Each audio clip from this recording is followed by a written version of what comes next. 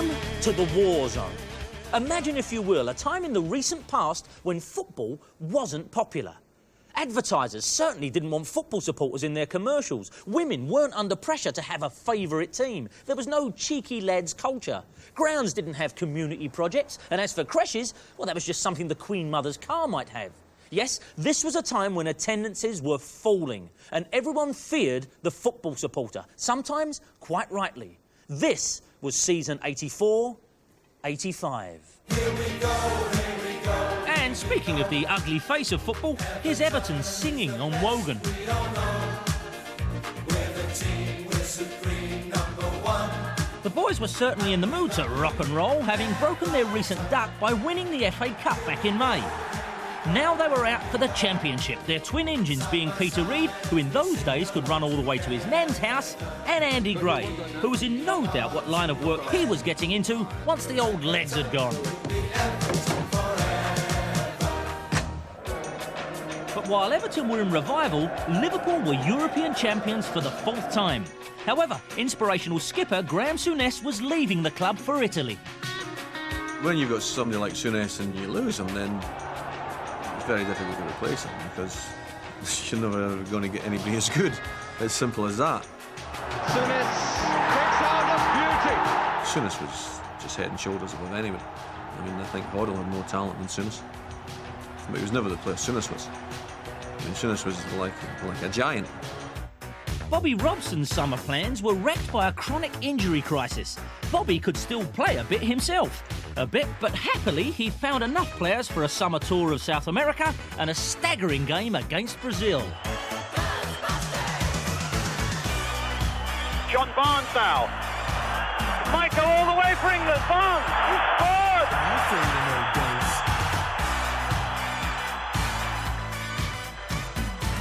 He got his cross in well. And another one! John Barnes would find the rest of his career measured against his wonder goal against Brazil, and it started immediately as Watford travelled to Old Trafford for the first game of the season. Strachan. Oh, he's taken it through himself. The referee had played an advantage. And Strachan fouled by Sherwood, penalty. Now, that was a very interesting piece of refereeing. Will it be his first goal in the Cannon League? It is.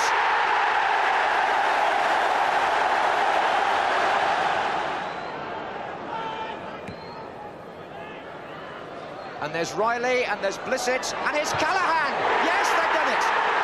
Nigel Callaghan proves that you should never give up, and Graham Taylor dances a jig on the touchline. Meanwhile, Liverpool are struggling to come to terms with a squad now Souness-less.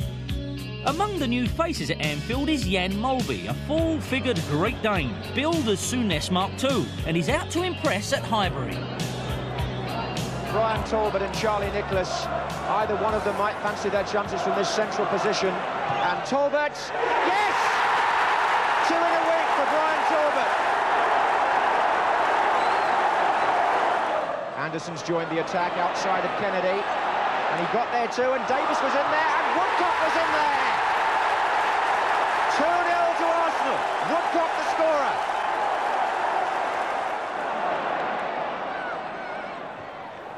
Talbot! Liverpool caught standing and watching. Only one win in 5 games was Liverpool's poorest start in years, and the reasons seemed obvious. It was mentioned every other day.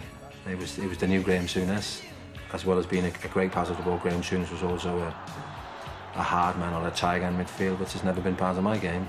And I think the biggest problem was for people to realise that I wasn't the new Graham Souness, and it took a while.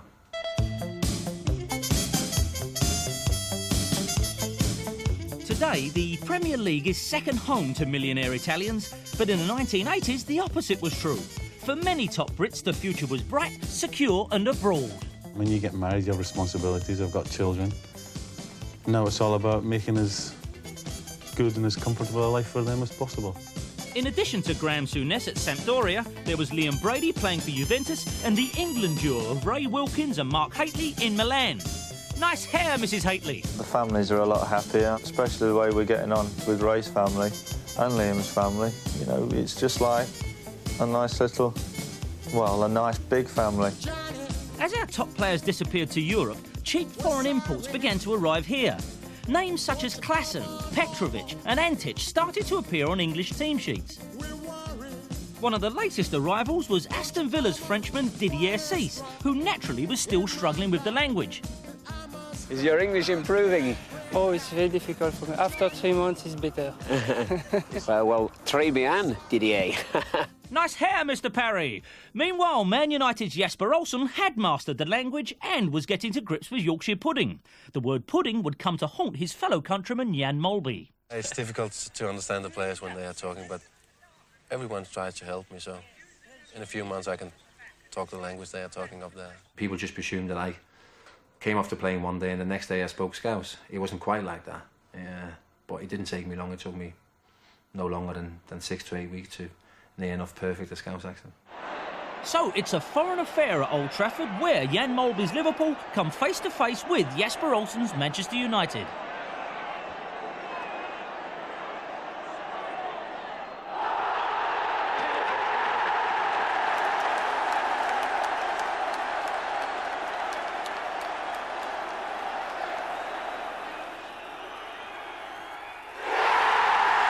Strachan scored it.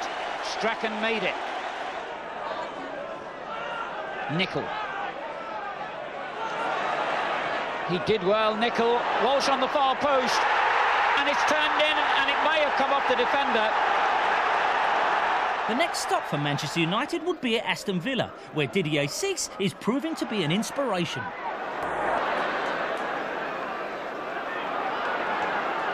Gibson waiting for Six to make his run inside Duxbury. Beautifully done.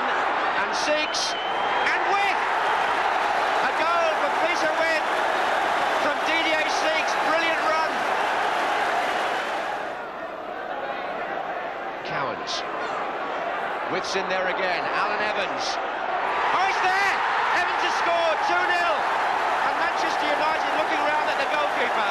He must have been unsighted.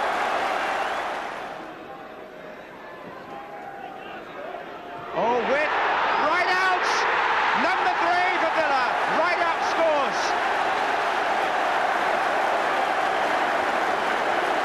A big win for Villa, but also going well at Everton, preparing for a visit to Anfield where they haven't won for 14 years.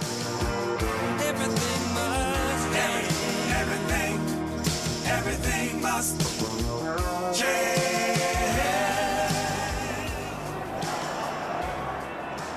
Rush, he turned nicely there.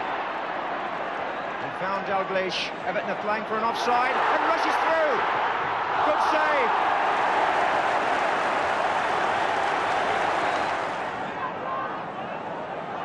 And that's Dalglish. And Lawrenson. Liverpool found Southall in their way there. Stevens. Looking for Sharp, and he got behind Lawrenson there. Did Sharp? What a fantastic goal! An unbelievable finish from Graham Sharp. And the Evertonians have gone berserk. I haven't seen a goal quite like that in a Merseyside derby for years. Absolutely marvellous to see him get behind the defender and then take it first time on the volley, giving Grobbelaar no chance. And there it is! A moment of supreme celebration for Evertonians. It's their first win here since March 1970. The balance of power may be shifting on Merseyside, and Everton needed this result to prove it. Well, you can't talk about power on Merseyside in the 80s without a quick look at Derek Degsy Hatton. What we're seeing coming out of Goodison Park is a team that deserves the credit and the acknowledgement of this particular Policy and Finance Committee. Now, I know a lot of you kids might be saying, who was Derek Hatton? Well, he was Kevin Keegan's dad. By the end of October, Hatton's team, Everton, couldn't have been better placed. Man United and Spurs are well in touch, but Liverpool, anyone? The World Cup will be in Mexico, and England unveil a brand new look. wearing your little brother's kit.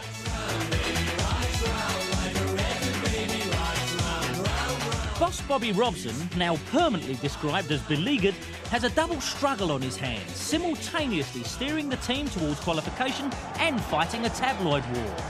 So there's massive relief as Mark Hateley is bang on target against Northern Ireland, setting England en route for the finals. A really good finish.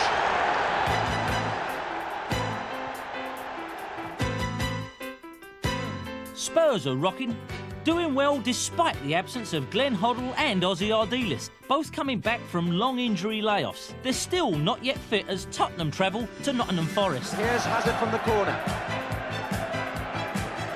Good effort, oh yes! That's Nick Hazard's current form, summed up in 1 moment. Perryman's cross. Galvin was lurking. It's in. Tony Galvin, he made it look rather easy.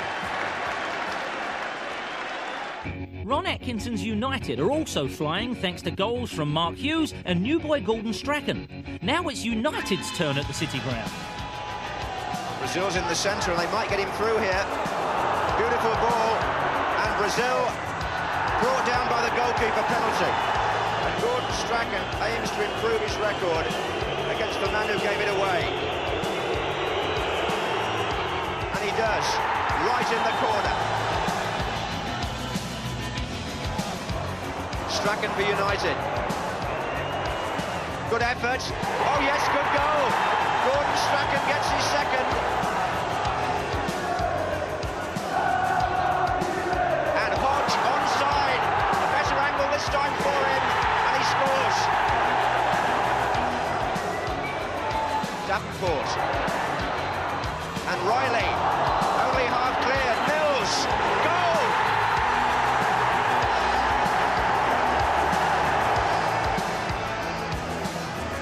And Method curls it! Yes! 3-2! Just into stoppage time, and Johnny Method goes on one of the longest laps of honour of the season. After the game, Brian Clough accuses Brian Robson of, quote, loutish behaviour. Things weren't going too well for Manchester United in the second half of the match, and young Robson went round kicking people. And what I said was, no team has been born yet who won championships kicking people. And the young man doesn't have to kick anybody because he's oozing with talent. Christmas, always strictly observed at White Hart Lane, and Santa hands out the traditional terrace gift of riot shields. Newcastle are the visitors, and a certain Chris Waddle shows his gift. Waddle, being supplied by Beardsley, and he's made the gap this time. That's a fine goal! That is a really super goal!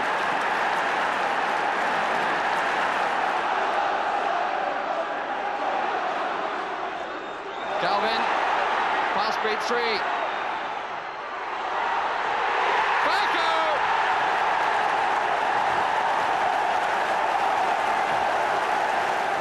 And here's Tedosi coming in from the position where he was when the whole game was changed. And there's Falco! He gets his second. The Christmas League table shows Tottenham and Everton leading the way, with Man United and Chelsea creeping about threateningly. George Best, still only 35, is arrested and tried on charges of drink driving and assaulting a police officer. According to the police, the former soccer star tried to escape by running through gardens at the rear of his flat. Then, say the police, there was a scuffle in the back of the van taking Best to the police station. You can't go on thinking nothing's wrong. Who's gonna drive you home tonight?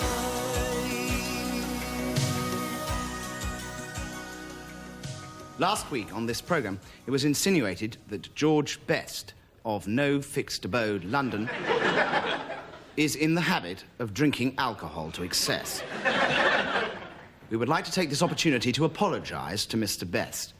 We are now aware that this allegation is substantially true and that Mr. Best will not be able to sue the BBC and make up to £60,000 tax-free as we originally promised. Sorry, George. We did try, but I'm afraid it wasn't, it didn't happen. Now for some real comedy. 4th round FA Cup, Blackburn Man United. Oh, and what a slip! Oh, what a disaster!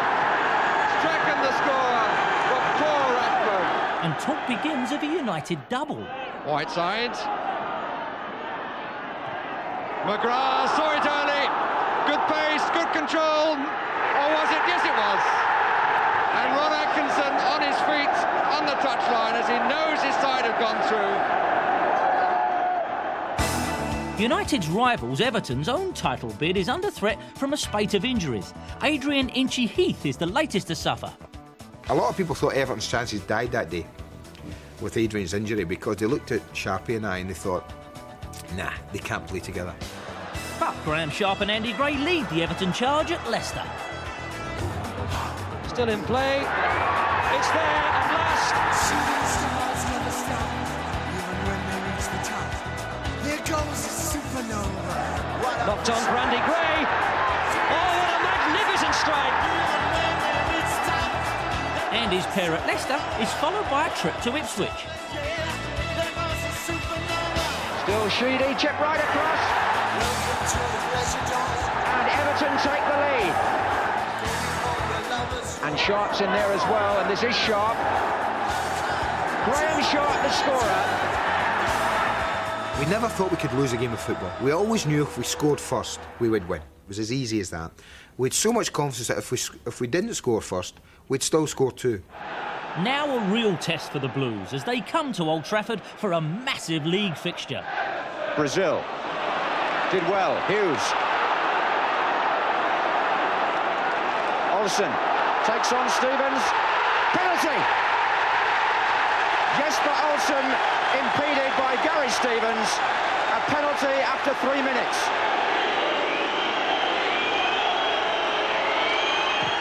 Oh, a poor penalty.